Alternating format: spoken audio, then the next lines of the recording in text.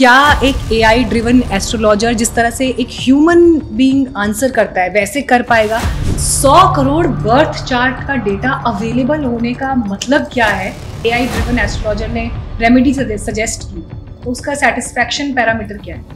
जब ये एक्सपेरिमेंट चल रहा था या आइडिएशन के स्टेज पर भी था, आपने पहला सवाल अपने भविष्य को लेकर क्या पूछा है? या जब लोग आपके सामने, जैसे मैं आपके सामने एआई के खतरों को डिस्कस कर रही हूँ, so how do you respond to that? America में जब रह रहे थे तो किसी को पता है आपने क्या आपका एस्ट्रोलॉजी से बैकग्राउंड है या एस्ट्रोलॉजी समझते हैं, या वहाँ के क्या एस्ट्रोलॉजी अब्यूज भी हो रहा है इन सम वे? एक ही वक्त में पैदा हुए दो लोग या जुड़वा लोगों की कुंडली या भाग्य अलग क्यों होता है? ये जो अब हर त्योहार 2 दिन आने लगे हैं, ये देश की जनता इससे कैसे बचेगी? किस दिन त्योहार मनाना है? नमस्कार, बहुत स्वागत है आपका न्यूज बीट्स पर। और आज ये एक स्पेशल प्रोग्राम आप स्पेशल सेटिंग में देख रहे हैं क्योंकि आर्टिफिशियल इंटेलिजेंस, इसे लेकर बात तो पूरी दुनिया में बहुत हो रही है। सवाल भी हैं, कई मिथक भी हैं, धारणाएं भी हैं, लेकिन इन सब के बीच बहुत सारे सच भी हैं जो शायद हमें ना मालूम हो। तो इन्हीं सब विषयों पर बात करने के लिए आज मेरे साथ एक बहुत ही स्पेशल हस्ती मौजूद है जिन्होंने आर्टिफिशियल इंटेलिजेंस की दुनिया में एक ऐसा काम किया है जो पूरी दुनिया में कहीं नहीं हुआ है। आपका नाम है पुनीत पांडे। पुनीत जी से आज मैं आर्टिफिशियल इंटेलिजेंस से जुड़े कई सवालों पर बात करूंगी, कई डायमेंशंस पर बात करूंगी। लेकिन पहले आप ये भी जानिए कि पुनीत जी अपने अभी तक के करियर में क्या क्या कर चुके हैं। 10 साल की उम्र से कंप्यूटर प्रोग्रामिंग, बाद में अमेरिका की कंपनी बोइंग के लिए भी आपने काम किया, लेकिन फिर ग्रीन कार्ड छोड़कर अमेरिका का भारत आ गए क्योंकि अपने देश में, अपनी भूमि में अपने सपने को साकार करना था। तो वो सपना क्या था?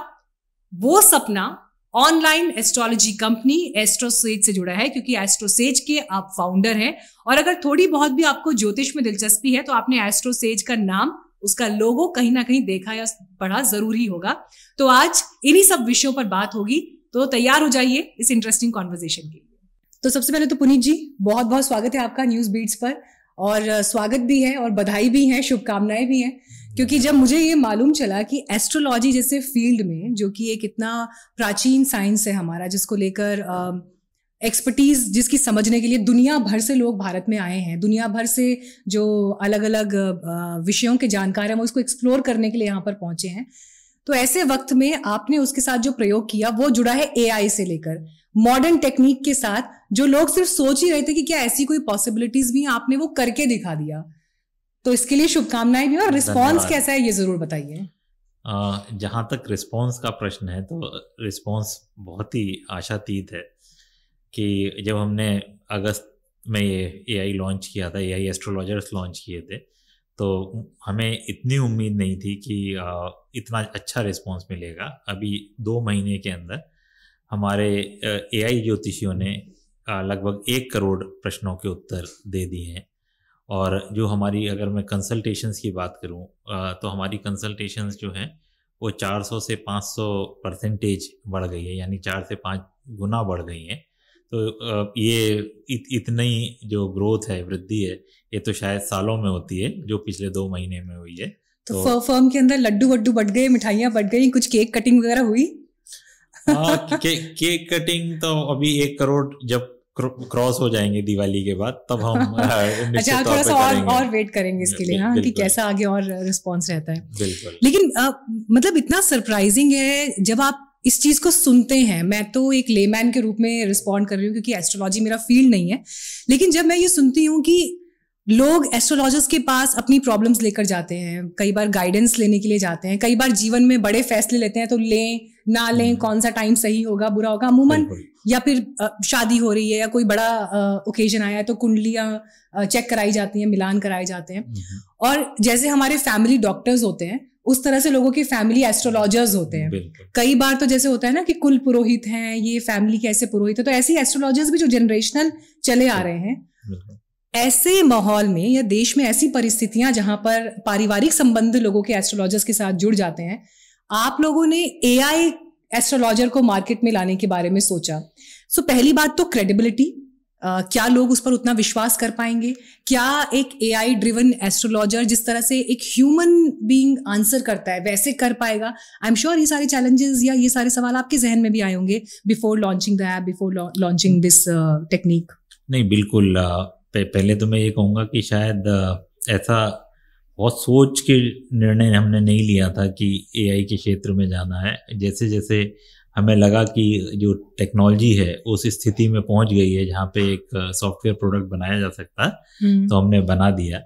तो ये शायद बहुत सारे लोगों को ये बात नहीं पता है कि हमने अपनी जो पहली मोबाइल एप्लीकेशन बनाई थी वो 2001 में बनाई थी, मोबाइल कुंडली के नाम से। तो जब हमने ये एप्लीकेशन बनाई थी तब एस्ट्रोलॉजी के इतर भी कंज्यूमर स्पेस में इंडिया में कोई एप्लीकेशन नहीं बनी थी। ऐसे ही जब हमने एस्ट्रोसेज क्लाउड लॉन्च किया 2003-2004 में, तो उससे पहले इंडिया में कभी कोई क्लाउड सॉफ्टवेयर बना ही नहीं था। एस्ट्रोलॉजी नहीं, एस्ट्रोलॉजी के इतर भी कोई क्लाउड सॉफ्टवेयर नहीं बना था।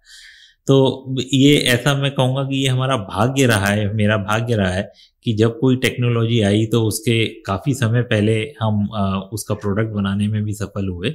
और सेम बात जो है ये एआई के साथ भी हुई।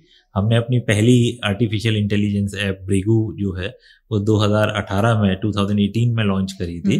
तो तब से ही हम इसका डेवलपमेंट कर रहे हैं। और अब तो भाग्य रहा या किसी एस्ट्रोलॉजर ने बताया? बहुत लोगों की रुचि होगी जानने में। नहीं, एस्ट्रोलॉजर ने तो नहीं बताया, ये तो एक टेक्नोलॉजी डेवलप हो रही थी और हम ज्योतिष के क्षेत्र में थे, तो हमको लगा सही समय पर सही जगह थे और सही डिसीजन ले पाए, ये कह सकते हैं। और अगर ज्योतिष के दृष्टिकोण से अगर देखा जाए तो ये ज्योतिष का जो क्षेत्र है और ज्ञान का जो क्षेत्र है वो ज्योतिष में उसका कारक जो है वो देवगुरु बृहस्पति जो है वो उसके कारक होते हैं। और जो मेरी दशा जो है वो गुरु की ही दशा चल रही है, बृहस्पति की दशा चल रही है। तो शायद उसका असर रहा हो कि इसी वजह से जब मैं यूएस में था तब और ठीक ठाक स्थिति में था, तब वहाँ पे मेरा अचानक से मन लगना बंद हो गया और मुझे ऐसा लगा कि अब मुझे अपने देश वापस जाना चाहिए। तो वो गुरु की जो बृहस्पति की दशा थी उसका प्रारंभ था। तो अब मुझे लगता है शायद वो भी हो सकता है। तो अपने दर्शकों को ये भी हम स्टोरी आगे बताएंगे कि कैसे पुनीत जी अमेरिका में रहते हुए ग्रीन कार्ड बड़ी मुश्किल से मिल पाता है, लेकिन वो होने के बावजूद भी किन वजहों से भारत लौटे और फिर यहाँ पर आकर एक ऐसा प्लेटफॉर्म लॉन्च कर दिया जिसने एस्ट्रोलॉजी की दुनिया में मतलब वो किसी पहचान का मोहताज नहीं है। और देश में जब आज मेक इन इंडिया जैसे कॉन्सेप्ट की बात होती है या ब्रेन ड्रेन की बात होती है तो उसमें अपने आप में आपका काम एग्जेम्पलरी रहा है। तो इस बात पर हम आगे आएंगे क्योंकि आज थोड़ी सी लंबी कॉन्वर्सेशन ही चलने वाली है। लेकिन फिर मैं एआई को ही थोड़ा सा और समझने की कोशिश जब हम कर रहे हैं, कोई व्यक्ति जब एक पर्टिकुलर एस्ट्रोलॉजर के पास कोई समस्या लेकर जाता है तो कई बार वो कंसल्टेशन 5 मिनट का है, 10 मिनट का है, आधे घंटे का है, वो बातचीत चल रही है। एआई से जब आप ये बात कर रहे हैं तो वो किस हद तक इमोशनल क्वोशंट पकड़ पा रहा है, वो किस हद तक जो आपकी समस्या है उसकी ग्रेविटी को समझ पा रहा है। इस सवाल को मैं अगर थोड़ा सा और बाइफिकेट करूं, मतलब फॉर एग्जाम्पल मैं किस तरह के परिवेश से आती हूँ, किस तरह के फैमिली बैकग्राउंड से आती हूँ, मेरी अलग तरह की समस्याएं हो सकती हैं, उसको आंसर करते हुए एआई कैसे उन बारीकियों को पकड़ेगा और कैसे उसको ये समझ में आएगा कि मैं यूरोप से आने वाले किसी आदमी को क्या सजेस्ट कर रहा हूँ, ऑस्ट्रेलिया से आने वाले को क्या सजेस्ट कर, क्योंकि आपका तो ऑनलाइन प्लेटफॉर्म पर ये पूरा काम उपलब्ध है। तो इन चीजों को आपने कैसे अलग अलग कंपार्टमेंट्स में डाला या एआई को कैसे उतना स्ट्रांग किया कि वो इन चैलेंजेस के जवाब दे सके? नहीं, आपके प्रश्न का उत्तर देने से पहले ये तो मैं जरूर बताना चाहूँगा कि एआई एक्चुअली है क्या, तब शायद हमारा जो आगे का कन्वर्सेशन है वो थोड़ा आसान हो जाए। और जैसे मैं सामान्यतः जब एआई को डिफाइन करता हूँ और सामान्य शब्दों में समझाने की कोशिश करता हूँ तो मैं ये कहता हूँ कि जैसे एक हमारा ब्रेन है, हमारा मस्तिष्क है, जिसमें करीबन कितना 86 बिलियन न्यूरॉन्स हमारे मस्तिष्क में है। इसी तरीके से अगर हम बिल्ली की बात करें तो करीबन 300 मिलियन न्यूरॉन्स बिल्ली के ब्रेन में होंगे। 500 मिलियन जो होंगे वो शायद किसी एक डॉग के ब्रेन में होंगे। तो जब हम आर्टिफिशियल इंटेलिजेंस की बात करते हैं, खासकर आर्टिफिशियल न्यूरल नेटवर्क की बात करते हैं या चैट जीपीटी की बात करते हैं, तो ये कुछ नहीं, बस एक बड़ा ब्रेन है जिसमें हम ये कह सकते हैं कि बहुत ज़्यादा न्यूरॉन्स उसके अंदर मौजूद हैं। और टेक्नोलॉजी के टर्म्स में कहूँ तो अब सॉफ्टवेयर हमने एक आर्टिफिशियल ब्रेन बनाना सीख लिया है जिसको स्केल किया जा सकता है। तो अगर मान लो कि मेरे ब्रेन में 86 बिलियन न्यूरॉन है और अगर मैं चाहूँ कि मुझे 100 बिलियन न्यूरॉन और ऐड करने हैं तो वैसा संभव नहीं है। लेकिन अगर मैं आर्टिफिशियल न्यूरल नेटवर्क की बात करूं या एआई की बात करूं तो हम ज़्यादा उसको स्केल कर सकते हैं, ज़्यादा उसको नॉलेज दे सकते हैं, ज़्यादा न्यूरॉन दे सकते हैं। तो एक तरीके से एआई जो है वो एक बड़ा ब्रेन है, बड़ा मस्तिष्क है। तो अब अगर आपके प्रश्न का अगर मैं उत्तर देने की कोशिश करूं तो ये है कि जो एक ह्यूमन कर सकता है वही एक आर्टिफिशियल न्यूरल नेटवर्क या एआई कर सकता है और उतनी परफेक्शन से कर सकता है या उससे भी ज्यादा परफेक्शन से नहीं, क्योंकि न्यूरॉन्स ज्यादा हैं, जिसको न्यूरॉन्स को हम एआई की भाषा में कहते हैं पैरामीटर्स, मॉडल का पैरामीटर। तो क्योंकि वो पैरामीटर्स ज्यादा हैं तो इस वजह से कई काम एआई जो है वो ह्यूमन से बेहतर कर सकता है। हालांकि ये अन्य कई बातों पर भी डिपेंड करता है, जैसे कि किस डेटा को हमने यूज किया है ट्रेन करने के लिए, और इसको मैं और आगे थोड़ा कोशिश करूंगा डिफाइन करने की। सो अभी मेरे पास कुछ डेटा भी है जो मैं आगे डिस्कस करूंगी, लेकिन आउट ऑफ क्यूरियोसिटी मैं लिटरली पूछना चाहती हूँ। आप चूज कर सकते हैं आपको जवाब देना है नहीं देना है, लेकिन जब ये एक्सपेरिमेंट चल रहा था या आइडिएशन के स्टेज पर भी था, आपने पहला सवाल अपने भविष्य को लेकर क्या पूछा है इसे? ओह, ये तो आपने बड़ा मुश्किल प्रश्न पूछ दिया। तो थोड़ी सी भूमिका बनाऊंगा मैं, ताकि मैं वो क्वेश्चन मैंने क्यों पूछा ये मैं उसको एक्सप्लेन कर सकूं। आपने बताया कि मैं यूएस में था और ग्रीन कार्ड था और फिर वापस इंडिया आया। तो मैं इंडिया आने का या इंडिया लौट के आने का, ग्रीन कार्ड सरेंडर करके इंडिया आने का पर्पस क्या था या क्यों ऐसा मैंने किया? तो मैं सॉफ्टवेयर इंजीनियर हूँ और मैंने बहुत छोटी उम्र से प्रोग्रामिंग करना शुरू किया था। शायद मैं 10-12 साल का था जब मैंने प्रोग्रामिंग करना शुरू किया था, और मन में एक कसक जो मेरे हमेशा रही कि जो भी सॉफ्टवेयर प्रोडक्ट मैं यूज़ करता हूँ, चाहे वो विंडोज़ हो, चाहे वो व्हाट्सएप हो, चाहे वो फेसबुक हो, चाहे इंस्टाग्राम हो, वो सारे अमेरिकन मेड हैं। तो इनमें और अगर आप देखेंगे कि अगर गूगल कंपनी में देखेंगे या फेसबुक कंपनी में देखेंगे या माइक्रोसॉफ्ट में देखेंगे तो 40 से 50% जो एम्प्लॉयज़ हैं वो भारतीय हैं, इंडियन हैं। तो ये किसी भी सॉफ्टवेयर इंजीनियर के लिए शायद, या भारतीय सॉफ्टवेयर इंजीनियर के लिए बहुत दुख की बात है कि इतनी ज़्यादा सॉफ्टवेयर इंजीनियर होने के बावजूद हमारा कोई भी ग्लोबल सक्सेसफुल सॉफ्टवेयर प्रोडक्ट नहीं है। मैं तो कभी कभी ये भी कहता हूँ कि अगर आप अपने घर के बाहर निकलेंगे, अपने पड़ोसी के घर को खटखटाएंगे और पूछेंगे कि क्या आपके घर में कोई सॉफ्टवेयर इंजीनियर है, तो वो निश्चित तौर पे कहेगा कि हाँ, मेरा बेटा, मेरा भाई सॉफ्टवेयर इंजीनियर है, वो अमेरिका में जॉब कर रहा है। तो क्या कारण है कि भारत में सक्सेसफुल सॉफ्टवेयर प्रोडक्ट्स नहीं बनते हैं, ऐप नहीं बनते हैं, टेक्नोलॉजी नहीं बनती है? तो यही एक कारण था कि मैं भारत वापस आया और मैं चाहता था कि भारत से आके एक ग्लोबल सक्सेसफुल प्रोडक्ट बनाऊं।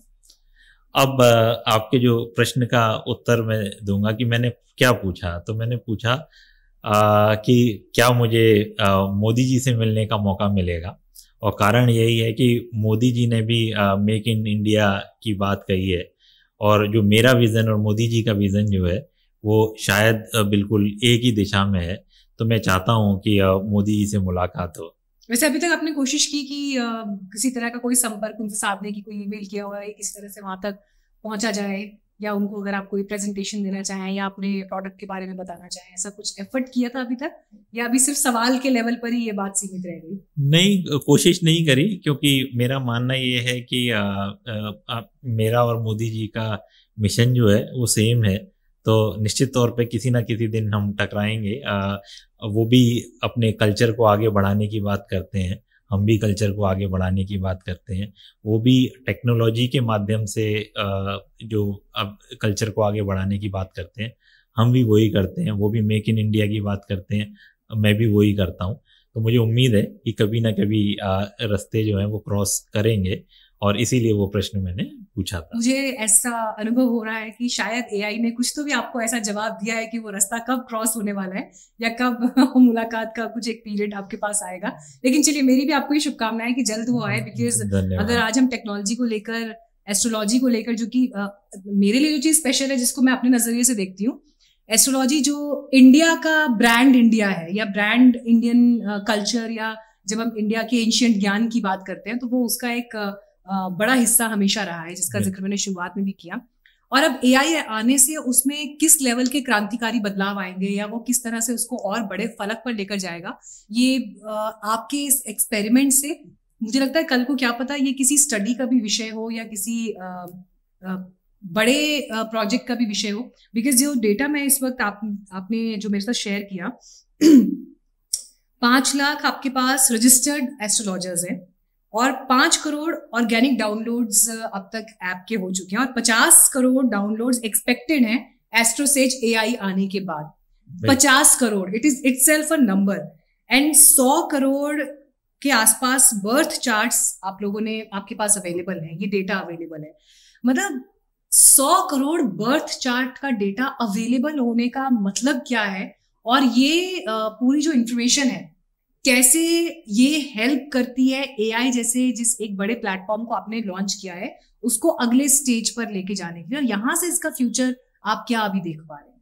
बिल्कुल, जैसा मैंने बताया कि जो एआई है इसको हम एक बहुत बड़े ब्रेन, बहुत बड़े मस्तिष्क के रूप में देख सकते हैं, लेकिन आपके पास अगर ब्रेन है भी तो उसको ट्रेन करना पड़ेगा और उसके लिए आपको डेटा चाहिए। ये सौभाग्य की बात कहूँगा कि जब हमने एस्ट्रोसेज बनाया और एस्ट्रोसेज कुंडली ऐप बनाई तो कुंडली बनाना, कुंडली मिलान करना, ये सब हमारी ऐप में फ्री था। तो इस ऐप के फ्री होने की वजह से इसको एक वायरल ऑर्गेनिक ग्रोथ मिली और जिसकी वजह से हमको बहुत ज़्यादा डेटा मिला। तो हमारा जो ऐप बनाने का उद्देश्य था, पर्पस था, वो तो ज्योतिष के ज्ञान को लोगों तक पहुंचाना था, लेकिन उसके बाई प्रोडक्ट के तौर पे हमारा जो हमको इतना बड़ा डेटा मिल पाया क्योंकि वो ऐप फ्री थी। अगर हमने उस ऐप को पेड रखा होता तब शायद हम इतना डेटा कभी ना जुटा पाते। लेकिन 100 करोड़ बर्थ चार्ट्स हैं, तो ये 100 करोड़ बर्थ चार्ट्स हैं या फिर इसको देखने का नजरिया कुछ और भी हो सकता है?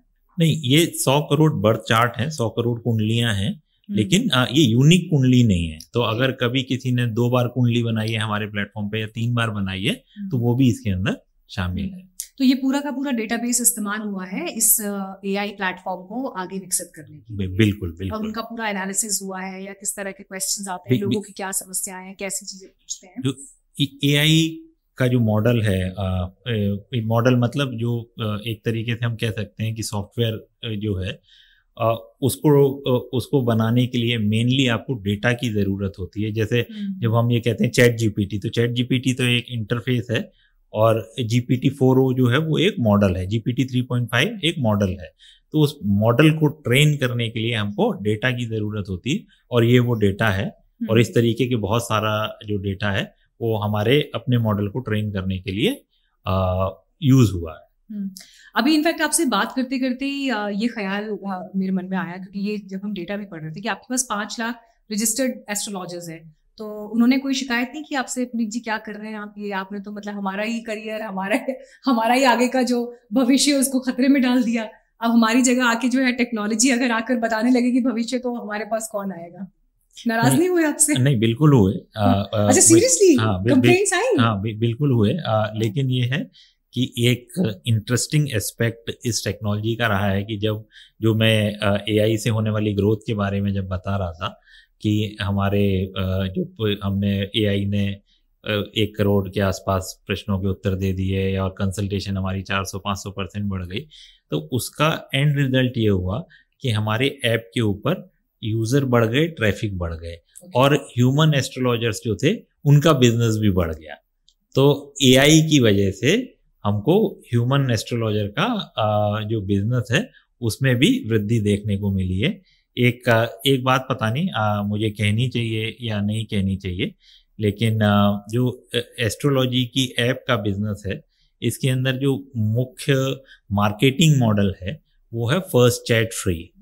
और फर्स्ट चैट फ्री मतलब जब हम फेसबुक पे कोई कंपनी ऐड देती है, इंस्टाग्राम पे या यूट्यूब पे ऐड देती है, तो उसकी ज़्यादातर जो टैगलाइन होती है वो होती है फर्स्ट चैट फ्री, जिसके ज़रिए हम यूज़र को एक्वायर करते हैं और अगर यूज़र को वो चैट पसंद आती है तो वो फिर आगे पे करते हैं।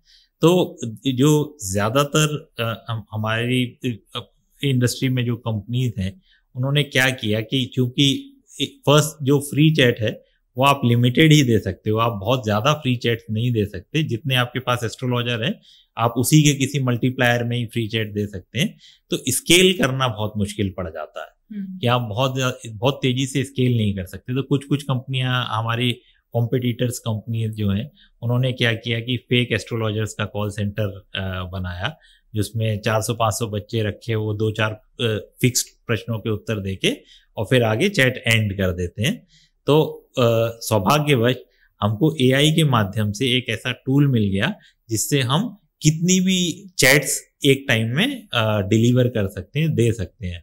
तो ये किसी भी एस्ट्रोलॉजी ऐप की स्केलेबिलिटी के लिए बहुत ज़रूरी है। तो एआई ने हमको स्केल करने की पावर दी, जो कि अब जो हमारे जो एस्ट्रोलॉजर्स हैं उनके बिजनेस को बढ़ाने में भी मदद कर रही है। Just to understand the gravity of it, ये कितना नंबर हो सकता है, ये जो आपने कहा कि एक टाइम में हम कितनी मर्जी चैट्स भी डिलीवर कर सकते हैं, और अगर एक रॉ नंबर या एक कुछ एस्टिमेट ये कितना भी हो सकता है, ये तो मोटा मोटा आपके सर्वर्स की कैपेसिटी पे डिपेंड करता है। तो अगर मेरे पास सामान्यता जो हमारे पास चैट आती है तो मुझे लगता है कि उससे अगर 10 गुना या 100 गुना या 1000 गुना भी चैट देनी हो तो हम दे सकते हैं, क्योंकि एआई जो है वो एक सॉफ्टवेयर की तरह है। तो उसमें आपको स्केल करने का कोई इशू नहीं है। तो अगर मेरे पास अगर 1 करोड़ चैट भी आ जाएंगी तो हम एक साथ आंसर कर पाएंगे। तो अभी इसको लॉन्च किए हुए क्योंकि आपको 1 महीना हो गया और आपने कहा कि इतने अच्छे रिजल्ट्स आए जैसा हमने सोचा भी नहीं था, इतना एक्सपेक्ट नहीं किया था। जो लोग कंसल्टेशन ले रहे हैं, सेटिस्फैक्शन के रेडार पे पैमाने पर क्या है उसका नतीजा? कितने सेटिस्फाइड है? जैसे अगर एस्ट्रोलॉजर ने, कोई एआई ड्रिवन एस्ट्रोलॉजर ने रेमेडी सजेस्ट की तो उसका सेटिस्फैक्शन पैरामीटर क्या है? बिल्कुल, और 2 बड़े आसान से पैरामीटर्स हैं। पहली बात तो अगर वो सेटिस्फाई नहीं होंगे तो फ्री चैट के बाद पे करेंगे ही नहीं, है ना। तो पे कर रहे हैं और तो इसका मतलब ही है कि वो सेटिस्फाई, जब अपना कोई हार्ड अर्न मनी कहीं पे स्पेंड करता है तो उसको लगता है कि ये सही है। और दूसरा पैमाना है रिव्यूज और रेटिंग का। जो एआई एस्ट्रोलॉजर्स की रिव्यूज और रेटिंग है वो एट पार हैं बाकी के एस्ट्रोलॉजर्स के। तो लोगों का सेटिस्फेक्शन लेवल एआई एस्ट्रोलॉजर का और बाकी के एस्ट्रोलॉजर्स का सिमिलर ही है। एक हाइपोथेटिकल सा सवाल है, और वो इसलिए क्योंकि देखिए हमारे देश में ज्योतिष को लेकर हमने देखा है कि कई बार तो नदियों के घाट के किनारे भी लोग अपना छोटा सा एक सेटअप लेकर कोई ज्योतिष बैठा होता है और वहां पर चीजें चल रही होती हैं, लोग जाते भी हैं पूछने के लिए।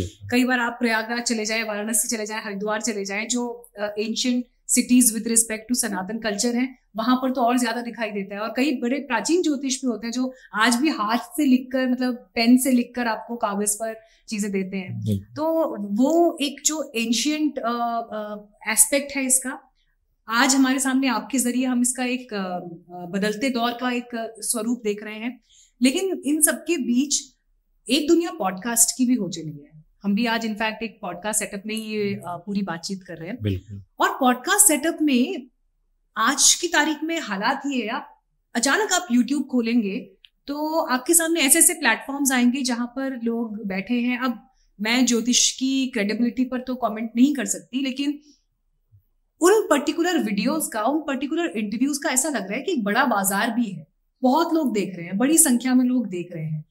अब इस चीज को किस तरह से देखा जाए कि लोग परेशान ज्यादा है इसलिए देख रहे हैं, या लोग हमेशा से देखते थे हमें अब पता चला है, या फिर क्योंकि बड़े इजीली सोशल मीडिया की दुनिया पर ये ज्ञान अवेलेबल है। पहले होता था कि कोई किसी से जब व्यक्तिगत रूप से मिलने जाता है तब पता चल रहा है, अब वो एक पब्लिक प्लेटफॉर्म पर वो चीजें डिस्कस हो रही हैं, या लोगों के मन में क्यूरियोसिटी इतनी है इसलिए वो जा रहे हैं। इसे किस नजरिए से देखा जाए? और ये सवाल मैं आपसे इसलिए पूछ रही हूँ क्योंकि एक तो आप इस प्लेटफॉर्म पर काम कर रहे हैं, तो आपने भी मार्केट को स्टडी किया होगा, क्योंकि अगर आप एक प्रोडक्ट बना रहे हैं तो उस प्रोडक्ट की डिमांड कितनी है, ये सवाल तो आपके जहन में और आपकी रिसर्च में भी रहा होगा।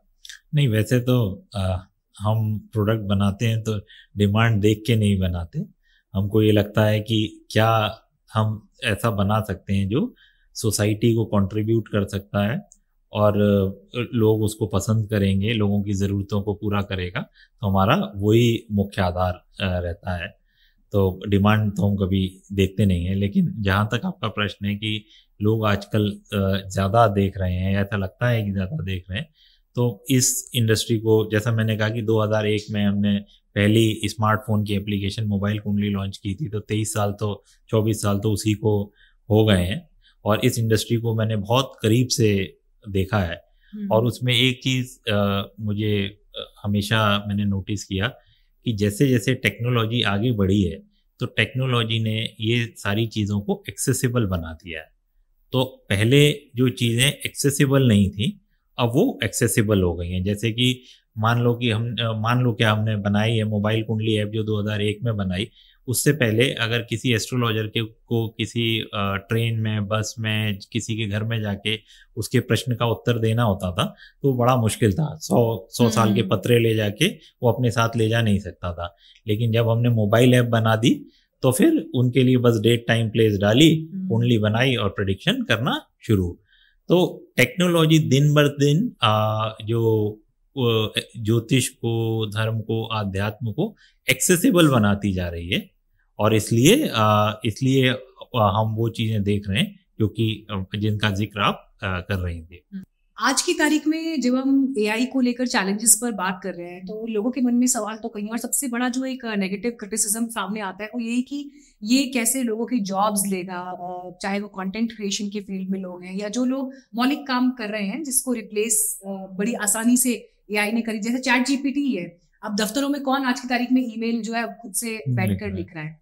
और मजे की बात ये है कि अभी तक हम ये कहा करते थे कि भाई मेरी लेखनी में जो ताकत है वो चैट जीपीटी में थोड़ा ना होगी, लेकिन उसे भी रिप्लेस कर दिया है। लोगों को इंस्टाग्राम पे फोटो के कैप्शंस लिखने हैं, लोग उसे चैट जीपीटी से लिखकर निकाल रहे हैं। हाल इनफैक्ट ये है कि मुझे लगता है शायद अगर कभी लोग एसएमएस भी किसी को भेजते हैं तो कहीं ऐसा तो नहीं वो भी उसी में टाइप कर रहे हैं कि हम क्या करें। कुछ दिन पहले मैं ऐसी एक सोशल मीडिया पर रील देख रही थी, और उस रील में ये बताया गया कि अगर आपको कोई ओरिजिनल कोट लिखना है तो आप अपनी फोटो लगाइए और चैट जीपीटी से कहिए कि मुझे एक ओरिजिनल कोड चाहिए, और उस पर लगा कर दीजिए, और वो इंस्टाग्राम के लिए वायरल कंटेंट आपको दे देगा। तो एक ऐसा दौर जहां पर ये सब कुछ चल रहा है, ऐसे दौर में एआई को लेकर आप लोग एक इतने एडवांस एक्सपेरिमेंट के साथ सामने आए हैं, तो आपको लगता है कि कल को इससे जुड़े चैलेंजेस का भी आपको सामना करना होगा नए सिरे से, या जब लोग आपके सामने, जैसे मैं आपके सामने एआई के खतरों को डिस्कस कर रही हूँ, so how do you respond to that? हाँ, ये तो बहुत ही महत्वपूर्ण प्रश्न है, और मुझे ऐसा लगता है कि हमको ही क्या, दुनिया को इसके चैलेंजेस का सामना करना पड़ने वाला है। और ये मुझे लगता है कि एआई और एआई के खतरों को समझना जो है वो बहुत बहुत ज़्यादा ज़रूरी हो गया है।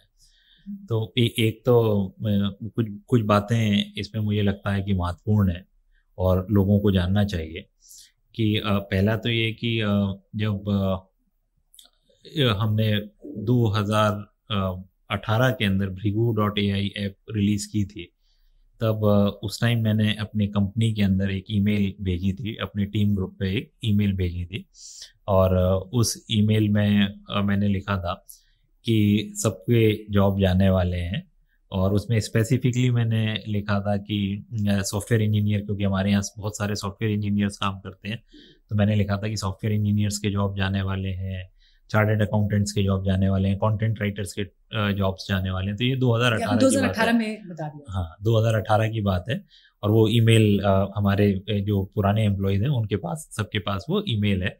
तो वो उस ईमेल को लिखने का कारण था, जब मैं आर्टिफिशियल इंटेलिजेंस की ये भृगु ऐप बना रहा था, तब उस समय ही मुझे ये रियलाइजेशन हो गया था कि अगर मशीन ब्रेन की तरह, मस्तिष्क की तरह काम करने लगेगी, तो फिर जो हमारे रीजनिंग के, क्रिएटिविटी के जो काम है वो मुश्किल होते जाने वाले हैं, और जो हम लोगों को, ह्यूमंस को, इसका चैलेंज मिलने वाला है।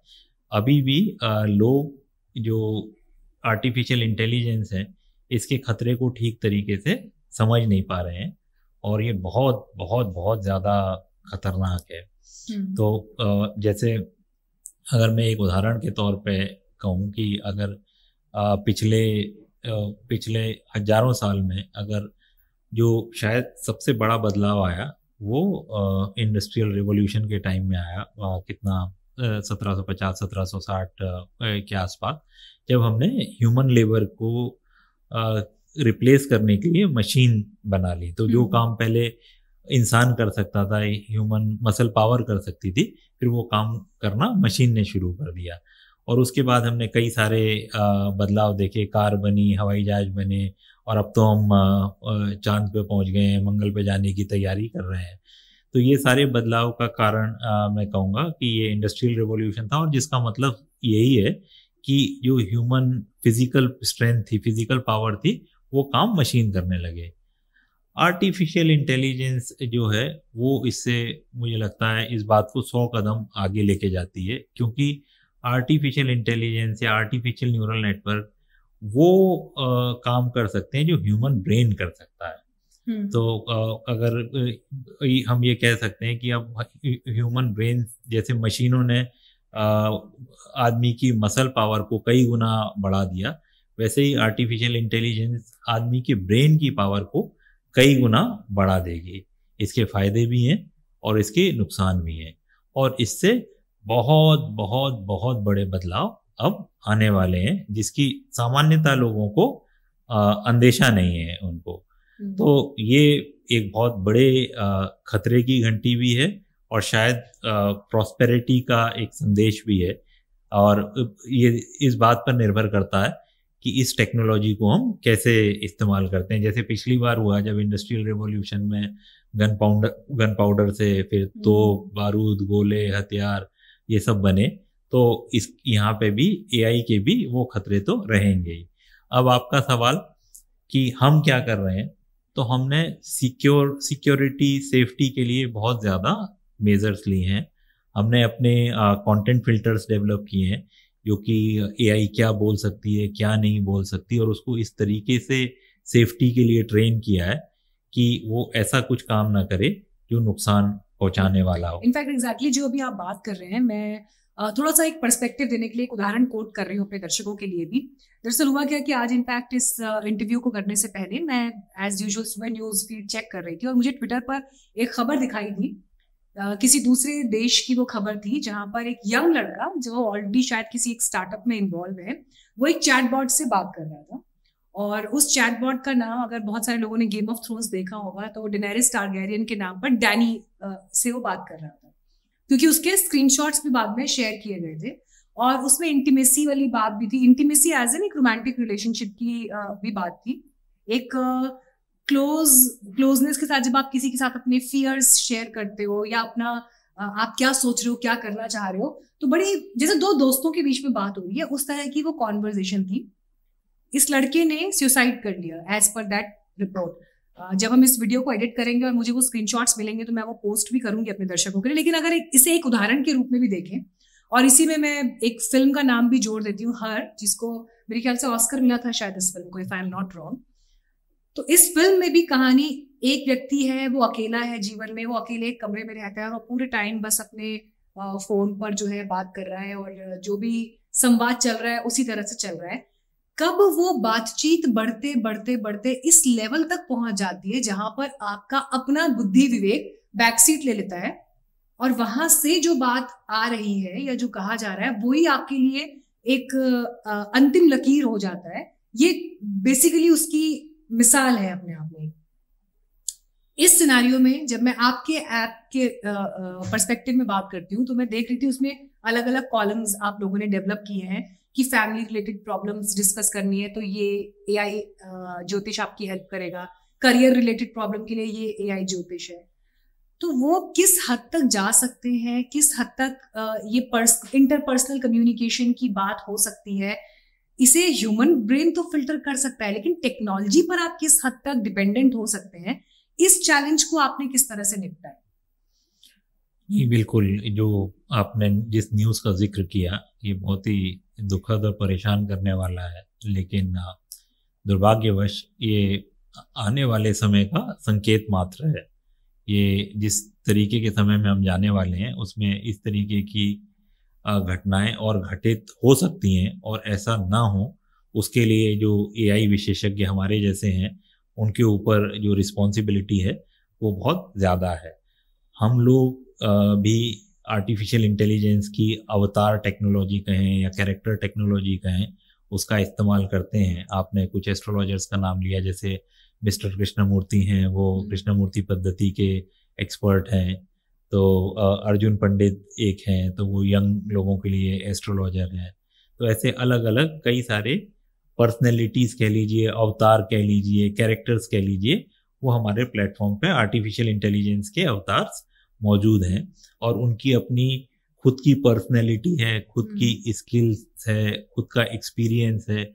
एक तरीके से वो भी एक इंडिविजुअल के तौर पे काम करते हैं, और वो इस तरीके का कोई काम ना करें जो समाज को हानि पहुंचाने वाला हो। इसके लिए हमने, जैसा मैंने बोला कि हमने बहुत ज़्यादा मेहनत करी है। जब हमने भृगु.ai ऐप बनाई थी, तब से लेके 2018 से लेके 2017 से जब हमने बनाना शुरू किया था, तब से लेके हमने AI पे इसीलिए इतना समय दिया और इसको लॉन्च करने में इतना समय लिया, क्योंकि हम ये सुनिश्चित करना चाहते थे कि AI का कोई दुरुपयोग ना हो सके। चलिए, आज AI को लेकर आपसे जितनी सारी बातें हुई हैं, आई एम श्योर कि जो लोग अभी इसको धीरे धीरे एक्सप्लोर कर रहे हैं या जो लोग इस चीज़ में बहुत एडवांस भी है, इस कॉन्वर्जेशन ने उन सभी को हेल्प किया होगा। लेकिन अब मैं थोड़ा सा एस्ट्रोलॉजी के ऊपर आना चाहूंगी, क्योंकि वो भी आपकी एक्सपर्टीज का फील्ड है। आप खुद को कहते हैं कि मैं एस्ट्रोलॉजर हूँ वैसे? जस्ट फॉर माय नॉलेज, मतलब खुद कहते हैं कि मैं एस्ट्रोलॉजर? नहीं, इतने साल हो गए अब, जब कितना 25-30 साल हो गए एस्ट्रोलॉजी करते हुए। हाँ। एस्ट्रोलॉजी का सॉफ्टवेयर लिखा, लोग आते हैं, कंसल्टेशन करते हैं। अब उतना समय नहीं मिलता। हाँ। लेकिन जब भी मौका मिलता है थोड़ा बहुत कोशिश करता हूँ। सो एस्ट्रोलॉजी आपको गिफ्टेड है, या आपने इसको ओवर द इयर्स पढ़ लिख कर इसमें और जानकारी जुटाकर मास्टर किया है, या फैमिली बैकग्राउंड से आया है? कैसे एस्ट्रोलॉजी से कैसे नाता जुड़ा, मतलब सॉफ्टवेयर की फील्ड और astrology, great difference between two? नहीं, तो जो हम लोग हैं काफ़ी एक छोटी जगह से हैं, औरैया जिला, या औरैया अगर आपने सुना हो तो वहाँ से हैं। तो वहाँ पे जब हम बड़े हो रहे थे तो कुछ खास साधन उपलब्ध नहीं थे। बिजली भी शायद दिन में 6 घंटे ही आती हो, तो बहुत ज़्यादा कुछ करने को था नहीं।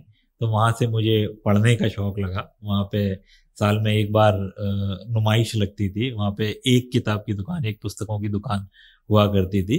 तो वहाँ पे जो भी किताबें मिलती थी मैं खरीदता था, पढ़ता था।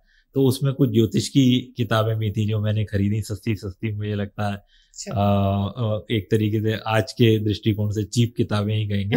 तो ज्योतिष की सस्ती किताबें खरीदी। लेकिन इंटरेस्ट फिर भी ज्योतिष में आपको रहा? हाँ, नहीं, पढ़ने में रहा, तो उसकी वजह से ज्योतिष की किताबें भी पढ़ी। जब ज्योतिष की किताबें पढ़ रहा था तो मेरी मैथमेटिक्स अच्छी थी, गणित अच्छी थी। तो मुझे लगा कि ये मेरे लिए कुछ आसान है। फिर जब मैंने कंप्यूटर प्रोग्रामिंग करना शुरू किया तो उस टाइम ऐसा लगा कि अगर कंप्यूटर के लिए पापा ने बहुत ज़्यादा पैसा लगा दिया था। उस टाइम कंप्यूटर पीसी खरीदना आज से 30 साल पहले काफ़ी कॉस्टली अफेयर था। तो कुछ किसी तरीके से पैसा निकाला जाए, तो सोचा कि कुंडली अगर हम प्रिंट करेंगे तो शायद कुछ पैसा कमाया जा सके। तो कुंडली के सॉफ्टवेयर खरीदा और उससे कुंडली प्रिंट करना शुरू किया। फिर जब वो कर रहे थे तो उस टाइम मुझे ऐसा लगा उस सॉफ्टवेयर को देख के कि ये सॉफ्टवेयर तो मैं खुद भी बना सकता हूँ। तो वो 30 साल पहले ही, 25 साल पहले वो सॉफ्टवेयर लिखना मैंने शुरू किया, जिसको आज हम एस्ट्रोसेज कुंडली ऐप के तौर पे देखते हैं, या astrosage.com या एस्ट्रोसेज क्लाउड के तौर पे देखते हैं। ये तो मतलब होम ग्रोन ब्रांड इंडिया की शुरुआत आपने, मतलब 30 साल पहले अपने इस पूरे इंटरेस्ट से जो चीजें निकली वहां से आपने। हाँ, ये मुझे लगता है कि ये हमारे देश की खूबसूरती है कि अगर साधन ना भी हो तो वो भी आपको एक दिशा दे सकता है। प्लेटफॉर्म और कौन कितनी जल्दी सही लोगों के बीच या सही माहौल में पहुंच गया और वहां से चीजें बदल गई। हाँ, वो यही है कि कंप्यूटर उस समय आ रहा था। तो प्रेडिक्शन कब किया आपने, पहला प्रेडिक्शन जो ऐप बिल्कुल एकदम सही निकला हो? या नहीं, जब आप ज्योतिष सीखना शुरू करते हो तो प्रेडिक्शन तो आप करते ही हो। कुछ प्रेडिक्शन घर वालों का ही शुरू किया था या नहीं, दोस्तों का? सभी, हाँ, दोस्तों से शायद पहले शुरुआत करी और धीरे धीरे ये आगे बढ़ता गया। मेरे 1995 के आसपास मेरे चाचा जो हैं उनसे मुझे एक ज्योतिष की एक विशेष शाखा है कृष्णमूर्ति पद्धति, वो उसको उसके बारे में जानने और सीखने का मौका मिला।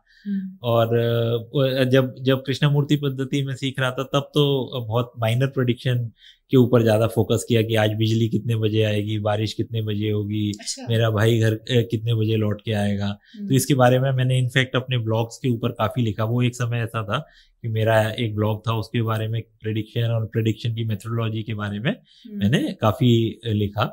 और इस तरीके से मुझे लगता है कि ये चीज़ें आगे बढ़ती गई। तो प्रेडिक्शन कौन सा और कब किया ये याद नहीं, क्योंकि रजिस्टर भरे पड़े हुए हैं कि सुबह से उठ के ये शुरू हो जाता था कि आज ये कब होगा, वो कब होगा, ऐसा कब होगा, जब क्रिकेट मैच चल रहा है। इनफैक्ट मेरा एक याहू ग्रुप था और उसमें हम क्रिकेट के प्रेडिक्शन किया करते थे। और एक उसमें मैं क्विज भी ऑर्गेनाइज करता था जिसमें इंडिया के सारे एस्ट्रोलॉजर प्रेडिक्ट करते थे किसी इवेंट के बारे में, और फिर जो ब्लाइंड टेस्ट होता था और फिर हम डिक्लेयर करते थे कि कौन किसका प्रेडिक्शन सही रहा। तो यही है, एक जानने सीखने की परंपरा तो हमारे देश में रही है। ज्योतिष हमारी एक कल्चर का हिस्सा है। तो शायद ये उसी तरीके से आगे बढ़ता रहा। बाद में जब ये कंप्यूटर से, टेक्नोलॉजी से कंबाइन हो गया तो ये सारी रिसर्च और एक्सपेरिमेंटेशन ज़्यादा आसान हो गया। अमेरिका में जब रह रहे थे तो किसी को बताया आपने क्या आपका एस्ट्रोलॉजी से बैकग्राउंड है या एस्ट्रोलॉजी समझते हैं, या वहाँ के क्या, मतलब जो काम आपने यहाँ शुरू किया, चलिए उसके पीछे एक आपकी कॉलिंग भी थी कि मुझे अपने देश में, अपनी रूट्स में जाकर ये करना है, पर कभी ऐसा लगा कि अमेरिका में रहते हुए यहाँ के रिसोर्सेज के साथ मैं कुछ ऐसा एक सेटअप खड़ा करूँ? मतलब वो पॉइंट कब आया जब ये लगा कि नहीं इंडिया ही वापस जाए? नहीं, वो ज़्यादा आसान था। अगर मैं यूएस में स्टार्टअप और बिजनेस कंपैरेटिवली आसान है। कंपनी फॉर्मेशन, वहाँ की लीगल प्रोसेसेस काफ़ी आसान है वहाँ पे बिजनेस स्टार्ट करना। लेकिन अगर मैं वहाँ पे बिजनेस स्टार्ट करता तो फिर वही हो जाता कि ये अमेरिकन बिजनेस कहलाता, जो कि मैं चाहता नहीं था। कि 21 साल की बात है जब आपने वहाँ से लौट कर यहाँ मैं शायद 2008 में इंडिया वापस आया। तो ये उसके बाद ही फिर मैंने डिसाइड कर लिया कि अब तो इंडिया के बाद में बहुत सारे लोग अभी कमेंट्स में लिखने पड़ेंगे, देखो ईज ऑफ डूइंग बिजनेस 2008 में क्या था और 2018 में क्या है या 2022 में 24 में क्या है। तो ये अभी पूरा का पूरा मामला जो है बदल के पॉलिटिकल उसमें डिबेट में आ जाएगा। पर खैर ये हर इंसान की अपनी एक अलग जर्नी होती है। तो आपको उस समय लगा कि अब देश लौटना है और यहाँ पर आकर मैं अपना ये काम शुरू करूँ? हाँ, बचपन से ही इच्छा थी। जब बड़ा हो रहा था तब उस समय टेक्नोलॉजी में बिल गेट्स की, स्टीव जॉब्स की कहानियाँ पढ़ के बड़ा हुआ। तो यही सपना था कि जो अब जिस समय में हम जी रहे हैं जहाँ पे टेक्नोलॉजी से बहुत कुछ किया जा सकता है, तो कुछ ऐसा किया जाए जो इन लोगों की तरह समाज के ऊपर कुछ इम्पैक्ट क्रिएट कर सके।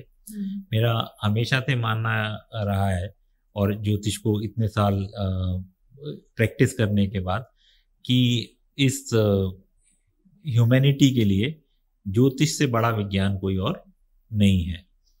और ऐसा नहीं कि मैंने कोई ये खोज करी है। तो अगर ज्योतिष जो है एक वेदांग है भारतीय संस्कृति में, वेद का एक हिस्सा है, 6 सौ में से एक, 6 अंग में से एक। तो ये तो हमारे ऋषि मुनियों को भी ये बात पता थी कि ज्योतिष का उपयोग मानव मात्र को सुखी बनाने के लिए, हैप्पी, प्रॉस्परस और एक अच्छे जीवन जीने के लिए ज्योतिष का कैसे उपयोग किया जा सकता है। तो मुझे ज्योतिष की ये खूबी जो दुनिया को बेहतर बनाने के लिए जो इस्तेमाल की जा सकती है, और टेक्नोलॉजी की जो उस खूबी को जन जन तक पहुंचाया जा सकता है, इसका कॉम्बिनेशन मुझे मिला। शायद सौभाग्यशाली हूँ, सही समय पे मैं रहा। तो बस यही मुझे लगता है कि मेरा यही सोच रही कि उन लोगों के से प्रभावित होके मैं ज्योतिष को जन जन तक पहुंचा सकूं। एस्ट्रोलॉजी और टेक्नोलॉजी अब जिस तरह से आगे बढ़ रहे हैं, मैं अगर उसमें सोशल मीडिया को भी थोड़ा सा और यहाँ पर जोड़ूं, तो जिस बात का जिक्र मैंने थोड़ी देर पहले भी किया कि हम देख रहे हैं कि इस तरह के कंटेंट की एक भूख लोगों के अंदर है, और उसमें हर तरह का दर्शक वर्ग है। उसमें यूथ भी देख रहा है, जो मिडिल एज लोग हैं वो भी देख रहे हैं, बुजुर्ग भी देख रहे हैं। हालांकि स्पेसिफिकली डेटा मेरे पास ऐसे अभी उपलब्ध नहीं है, लेकिन पॉपुलैरिटी जो है उन वीडियोस की, मैं उसके आधार पर बात कर रही हूँ। बिल्कुल। तो हम ये भी देख रहे हैं कि बहुत सारे लोग इसी तरह से माइक के सेटअप में आ जाते हैं और बातचीत कर रहे हैं और वो फिर बहुत कुछ बता रहे हैं, ये कर लीजिए, वो कर लीजिए, ऐसा कर देंगे तो ऐसा हो जाएगा। क्या एस्ट्रोलॉजी अब्यूज भी हो रहा है इन सम वे, या लोगों को बरगलाने का काम भी कर रहे हैं? नहीं, एस्ट्रोलॉजी क्यों, अगर कोई भी क्षेत्र ऐसा है जो अनरेगुलेटेड है तो उसके खतरे तो हमेशा रहेंगे ही। अगर ज्योतिष लोगों की सेवा करने का एक जरिया है, वैसे ही जब आप डॉक्टर बनते हैं या लॉयर बनते हैं तो आप अपनी सेवाएं देते हैं। लेकिन अगर आप डॉक्टर बनते हैं तो अगर आप डर्मेटोलॉजिस्ट हैं तो आप ये नहीं कर सकते कि आप किसी और एरिया में आप चले जाएं कि आप कैंसर के पेशेंट को भी डील करने लगे। तो वहाँ पे कुछ लिमिटेशंस हैं। फिर आपको अगर डॉक्टर बनना है तो कम से कम मिनिमम आपको MBBS तो करना ही पड़ेगा, या जो भी आपकी पढ़ाई हो उतना तो करना ही पड़ेगा। आप अपनी पढ़ाई में कितने अच्छे हैं या बुरे हैं वो अलग बात है, लेकिन आपको उतना तो पढ़ना ही पड़ेगा। लेकिन ज्योतिष एक ऐसा क्षेत्र है कि जिसमें अगर आप कल को अपने आप को ज्योतिषी डिक्लेयर कर दें तो फिर आपको कोई रोक नहीं सकता। आप भी कुंडली देखना शुरू कर दें, आप डॉक्टर की तरह प्रिस्क्रिप्शन तो नहीं लिख सकती, लेकिन कुंडली देखना आप कल से ही शुरू कर सकती हैं। तो ये इस फील्ड की, इस स्पेस की एक समस्या है। तो फिर अच्छे और बुरे का डिफरेंशिएट एक आम आदमी, एक आम यूजर कैसे करेगा? अगर आप अपना कोई एडवाइस या टिप्स लोगों को देना चाहें तो। नहीं, ये काफी मुश्किल है। तो ये रैंडम मेरे पास कोई वीडियो आया, मैं देख लूं, अच्छा इन्होंने बताया इस दिन ये करें, या अगर कुंडली में ये दिक्कत है, लाइफ में ये प्रॉब्लम आ रही है तो आप इसे फॉलो करें, इसे ना करें, ये रेमेडी कर लें। लोग कैसे डिफरेंशिएट करें कि जो बताने वाला है वो कितना मतलब जेन्युइन है, कितना ऑथेंटिक है, उस पर कितना विश्वास किया जाए ना किया जाए? नहीं, ये जो आपने प्रश्न किया यही सबसे बड़ी मुश्किल समस्या है हमारे क्षेत्र के लिए।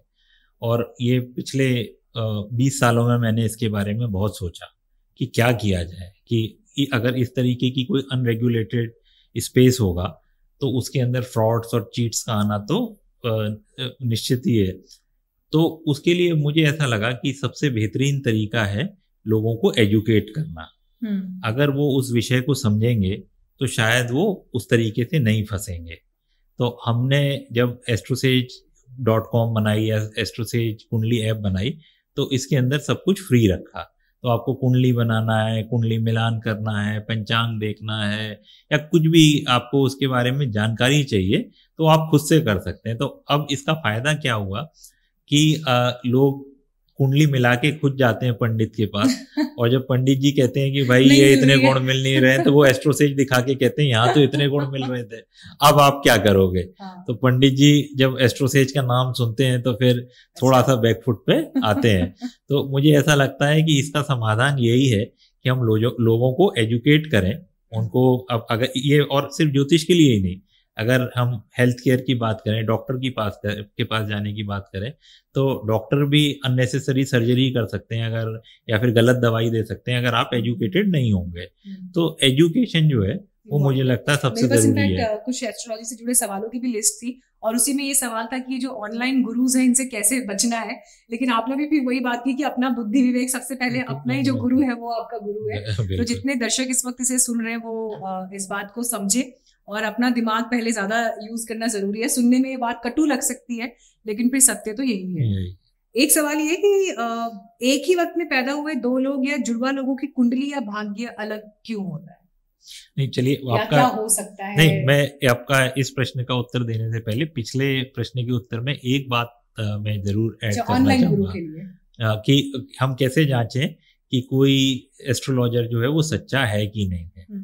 तो मेरा कहना ये है कि अगर आप एस्ट्रोलॉजर से कोई क्रॉस क्वेश्चन करते हैं और वो उसका जवाब नहीं देते हैं या नहीं देना चाहते हैं तो मुझे लगता है कि उनकी ऑथेंटिसिटी पे शक है। और इस तरीके के प्रश्न आपको पूछने चाहिए, जैसे कि अगर आपसे कोई ज्योतिषी ये कहते हैं, पंडित जी कहते हैं कि आप नीलम धारण कर लीजिए या पुखराज धारण कर लीजिए, तो और आपको पूछना चाहिए कि पुखराज धारण क्यों करूं, है ना, कि आपको कुंडली के अंदर क्या ऐसे कॉम्बिनेशन दिख रहे हैं ताकि आप उसको क्रॉस चेक कर सकें दूसरे ज्योतिषी से। दूसरा, अगर ज्योतिषी नॉलेजेबल होगा, कॉन्फिडेंट होगा, तो वो उन कॉम्बिनेशंस को, उस एनालिसिस को डॉक्टर की तरह प्रिस्क्रिप्शन के तौर पे लिख के दे पाएंगे कि भाई मैंने ये एनालिसिस किया, ये डायग्नोज किया और इसका ये रिजल्ट आया, इसलिए मैंने ये बताया। अगर कोई ज्योतिषी ऐसा नहीं करता है, वो आपको लिख के भी नहीं देते और आपके क्वेश्चन के टेक्निकल क्वेश्चन के आंसर नहीं देते, और ज्यादातर ज्योतिषी नहीं देते हैं। ज्यादातर ज्योतिषियों से अगर आप पूछेंगे तो वो भी डॉक्टरों की तरह नाराज हो जाते हैं कि आजकल आ जाते हैं इंटरनेट से पढ़ के। लेकिन ये किसी भी डॉक्टर को या ज्योतिषी को परखने का सबसे बढ़िया तरीका है कि आप क्रॉस क्वेश्चन कीजिए और उनसे लिख के लीजिए कि उनका एनालिसिस क्या है। खैर, अब आपके अगले क्वेश्चन पे कि जुड़वा लोगों की कुंडली जो है वो एक होती है, तो लोग ज्योतिष के अंदर कुंडली जब कहते हैं तो कुंडली का मतलब सिर्फ वो एक चक्र नहीं होता। कुंडली के अंदर बहुत सारी चीजें, या ज्योतिष के अंदर बहुत सारी चीजें होती हैं। और जैसे ज्योतिष के अंदर एक होता है षोडश वर्ग, तो षोडश वर्ग के अंदर अगर आपने किसी सॉफ्टवेयर में या आपके पास कुंडली होगी तो उसमें 16 कुंडलियां छपी हुई होंगी। तो जो लग्न कुंडली होती है उसको सामान्यतः चेंज होने में 2 घंटे लगते हैं। तो अगर 2 घंटे के अंदर 2 लोग एक ही जगह पे पैदा हुए हैं तो उनकी लग्न कुंडली लगभग सेम होगी। लेकिन बहुत सारी कुंडली होती है, फिर लग्न के बाद त्रिंशांश होती है, नवमांश होती है, दशमांश होती है और आखिर में षष्टिमांश होती है।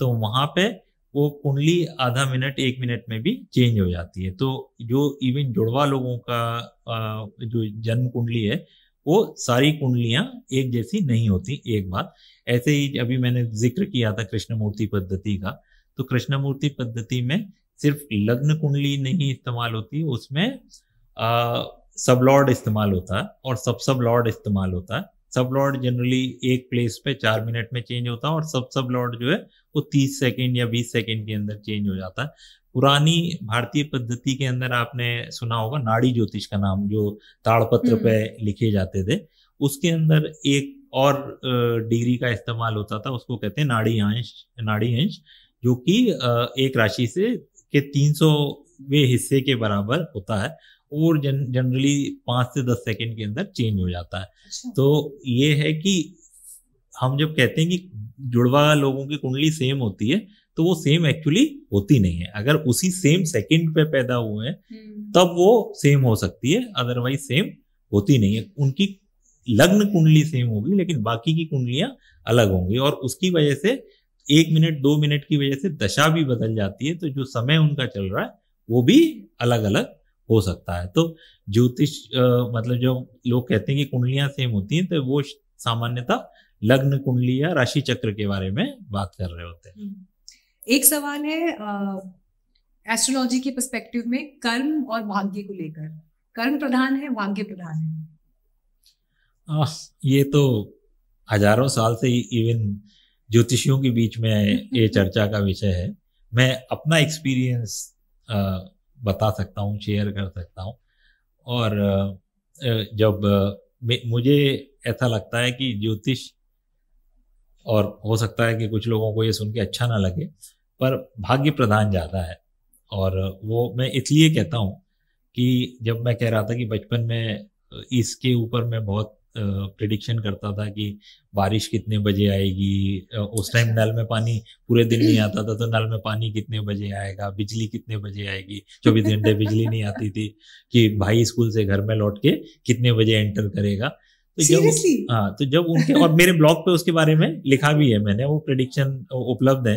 तो जब वो प्रेडिक्शन सच निकलते थे तब फिर मैं क्या कहूँ कि फिर तो मुझे भाग्य प्रधान होने को शायद ज़्यादा महत्व देना पड़ेगा। और वैसे कुछ एरियाज ऐसे हैं, जैसे लोग शादी के बारे में पूछने आते हैं, करियर के बारे में पूछने आते हैं, तो कई बार हमको कुंडली के अंदर ऐसे कॉम्बिनेशंस मिलते हैं कि जिनको शायद बदलना उतना आसान नहीं हो। कई बार हमको ऐसे कॉम्बिनेशंस मिलते हैं कि जो ऐसा लगता है कि ये उपाय किया जा सकता है या चेंज किए जा सकते हैं। और ये बिल्कुल वैसा ही है कि जैसे अगर कुछ बीमारियां हैं या फिर हम कहते हैं ना कि कैंसर की इस स्टेज में पहुंच गए तो अब रिकवरी पॉसिबल नहीं है, लेकिन कुछ स्थितियां ऐसी हैं कि जिसमें हमको ऐसा लगता है कि रिकवरी पॉसिबल है। तो ये ज्योतिष एज ए विज्ञान के तौर पे भी ये लागू होता है कि जो आपकी कुंडली में लिखा हुआ है उसमें बहुत सारी चीजें ऐसी हैं जो बदली नहीं जा सकती, लेकिन कुछ चीजें ऐसी हैं वो बदली भी जा सकती हैं। एक ज्योतिष के अंदर फेमस बुक है जिसका नाम है लाल किताब। लाल किताब तो लोग समझते नहीं है क्या है। लाल किताब 1939 से लेके 1952 के बीच में एक ऑथर थे, पंजाब में रहते थे, उन्होंने 5 किताबें लिखी। 5 किताबों को लाल किताब ही कहते हैं।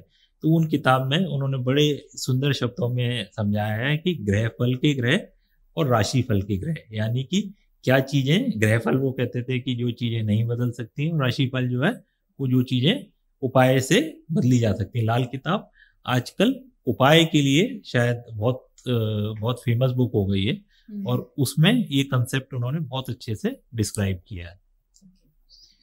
अगला सवाल जो है वो त्योहारों को लेकर है, तिथियों को लेकर है, और ये इसलिए कि अभी हमने दिवाली सेलिब्रेट की है और यक्ष प्रश्न बना हुआ था कि दिवाली 31 को है या 1 को है।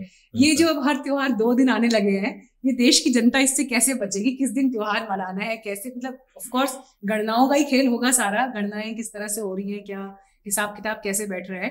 तो आज से 15 साल पहले या 20 साल पहले ऐसा कोई कॉन्सेप्ट नहीं था, एक ही दिन पूरे देश में त्योहार मन रहा होता था। लेकिन अब दिल्ली में अलग तारीख को मनेगा, उत्तराखंड में अलग डेट को मनेगा, साउथ में किसी और डेट को मन रहा होगा। ये इसका कोई समाधान, सहिष्णुता भरा समाधान क्या लोगों की नजर के सामने आएगा आने वाले वक्त में? नहीं, मुझे लगता है कि ये परेशानी जो है वो और बढ़ेगी और बढ़ती जाएगी, और उसका कारण मैं बताता हूं। मार्केटिंग और कमर्शियल एस्पेक्ट तो नहीं है इसके पीछे? नहीं, मार्केटिंग और कमर्शियल एस्पेक्ट तो है ही, हाँ। साथ में मुझे लगता है कि टेक्नोलॉजिकल एस्पेक्ट भी है। जैसे जैसे ज्योतिष के अंदर बहुत सारी चीजें जो हैं और बहुत सारी गणनाएं जो हैं, बहुत सारे मुहूर्त जो हैं वो सूर्योदय और सूर्यास्त पे आधारित हैं, और भी कई सारे जो, और सूर्योदय और सूर्यास्त को तो हम जानते ही हैं कि हाँ, चंद्रमा की पोजीशन भी वो हर जगह पे अलग अलग टाइम पे होता है। सूर्योदय जो यहाँ पे दिल्ली में होगा और मुंबई में होगा वो अलग अलग टाइम में होगा। तो अब चूंकि सूक्ष्म गणनाएं उपलब्ध हैं, सॉफ्टवेयर कैलकुलेशन उपलब्ध हैं, तो ये आप आगरा के लिए अलग मुहूर्त निकाल सकते हो और दिल्ली के लिए अलग निकाल सकते हो, जो कि पहले संभव नहीं था। हर गांव के लिए, हर मोहल्ले के लिए, जैसे हमारी ऐप के अंदर भी आप अपने शहर का दिवाली मुहूर्त देख सकते हैं। तो वो पहले, अब जैसे अपने शहर का दिवाली मुहूर्त किस समय पूजा करना, और मेरे हिसाब से सही वही, हाँ, मेरे हिसाब से सही वही है कि जो उस पर्टिकुलर प्लेस के लिए सही है वही हमको लेना चाहिए। दिवाली ऐसा कभी भी नहीं हो सकता कि अमेरिका में और इंडिया में सेम ही डेट पे बनाई जाए, क्योंकि वहां पे तिथि का उदय अलग समय पे है, यहाँ पे तिथि का उदय अलग है, सूर्योदय अलग है, सूर्यास्त अलग है। तो जैसे दिवाली के केस में हम निशीत काल को मुख्य आधार मानते हैं, जिसको हम रफली कह सकते हैं रात के 12 बजे या इस तरीके का।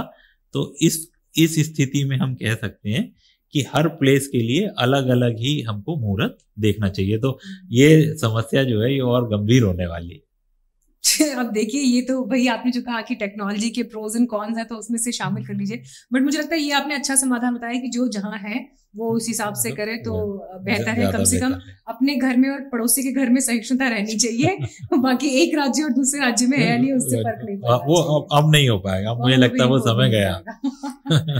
तो मुझे लगता है आज काफी ऐसी बातें डिस्कस हुई हैं जिनमें हमारे जो व्यूअर्स हैं उनको भी लगा होगा कि ऐसे सवाल जो अमूमन हम लोग ड्राइंग रूम्स में डिस्कस करते हैं, दोस्तों के बीच में डिस्कस करते हैं, बट आज एक्सपर्ट के साथ वो सारी बात हुई। अगर ऐसी कोई भी और बात जो आप दर्शकों को एज ए टिप या एज ए सलाह देना चाहें, या ऐसी कोई बात जो इस कम्युनिकेशन में अभी तक कवर ना हुई, तो मैं चाहूंगी आप जरूर शेयर करें, and then will take a break. नहीं, कुछ नहीं, अंत में मैं यही कहना चाहूंगा कि न्यूज़ बीट्स में मुझे इनवाइट करने के लिए बहुत बहुत धन्यवाद, बहुत बहुत शुक्रिया। और मुझे यहाँ पे आके और आपसे बात करके बहुत खुशी हुई। और इस इंटरव्यू के बाद में हम एआई का इस्तेमाल करेंगे ये जानने के लिए कि इस इंटरव्यू का भविष्य क्या होने वाला है, कितने हमारे व्यूज आने वाले हैं, या कितने दर्शक हमारे इस नए कंटेंट को पसंद करने वाले हैं। क्योंकि देखिए, फिर कंटेंट में एक्सपेरिमेंट करते रहने की कोशिश हमारी तरफ से भी रहती है। लेकिन ये कि आज इस चर्चा में आनंद आया और बहुत मजा आया, एक नए विषय को एक्सप्लोर करते हुए, एक नए विषय को समझते हुए। Thank you so much Puneet ji हमको टाइम देने के लिए और आज इस शानदार बातचीत के लिए। Thank you and all the best.